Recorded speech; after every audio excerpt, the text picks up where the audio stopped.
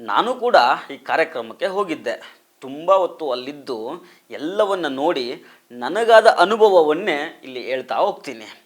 Place ಬಂದು ಬೆಂಗಳೂರಿನ ನೀಲ್ಸಂದ್ರ. ಇಲ್ಲಿ the prophet of mercy foundation ವತಿಯಿಂದ 4 ದಿನಗಳ ಕಾಲ ಸೀರತುನ್ ನಬಿ ಇಂಟರ್ನ್ಯಾಷನಲ್ ಎಕ್ಸಿಬಿಷನ್ ನಡೀತು.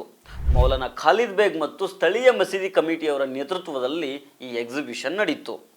ನಾನು ನೋಡಿದ ಪ್ರಕಾರ ಇದು ಸಣ್ಣ ಪುಟ್ಟ ಕಾರ್ಯಕ್ರಮವೂ ಆಗಿರಲಿಲ್ಲ, ಇದು ಸಾಮಾನ್ಯ ಕಾರ್ಯಕ್ರಮವೂ ಅಲ್ಲ.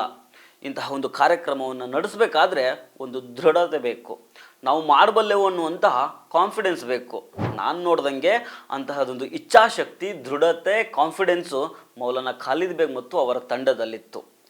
ನೀಲ್ಸಂದ್ರದ ಯುವಕರನ್ನು ಕರ್ಕೊಂಡು ಸುಮಾರು 1 ತಿಂಗಳಿನಿಂದ ಕೆಲಸ ಮಾಡಿದರು. ಇಲ್ಲಿ ನೀಲ್ಸಂದ್ರದ ಯುವಕರು ಮತ್ತು ಅಲ್ಲಿಯ ಹಿರಿಯರ ಬಗ್ಗೆನೂ ಹೇಳಬೇಕು, ಅದನ್ನು ಮುಂದೆ ಮಾತಾಡ್ತೀನಿ. ಬರೋಬ್ಬರಿ 1 ತಿಂಗಳು ಹಗಲು ರಾತ್ರಿ ಕೆಲಸ ಮಾಡಿದರು.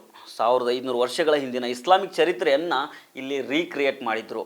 ಮಕ್ಕಾ ಮದೀನಾ, ಪ್ಯಾಲೆಸ್ತೀನಿನ ಅಲ್-ಅಕ್ಸಾ ಮಸೀದಿ, ಅಲ್ಲಿದ್ದ ಬೆಟ್ಟ, ಗುಹೆಗಳು, ಮರುಭೂಮಿ, ಕರ್ಬಲ ಮೈದಾನ, ಪ್ರವಾದಿ ಮೊಹಮ್ಮದರು ವಾಸ ಮಾಡ್ತಾ ಇದ್ದ ಮನೆ, ಅವರ ಸಂಗಾತಿಗಳು ವಾಸ ಮಾಡ್ತಾ ಇದ್ದ ಮನೆಗಳು ಸೇರಿದಂಗೆ 1500 ವರ್ಷಗಳ ಹಿಂದೆ ಅವರ ಜೀವನ ಹೇಗಿತ್ತೋ ಅದನ್ನೆಲ್ಲ ಮರುಸೃಷ್ಟಿ ಮಾಡಲಾಗಿತ್ತು.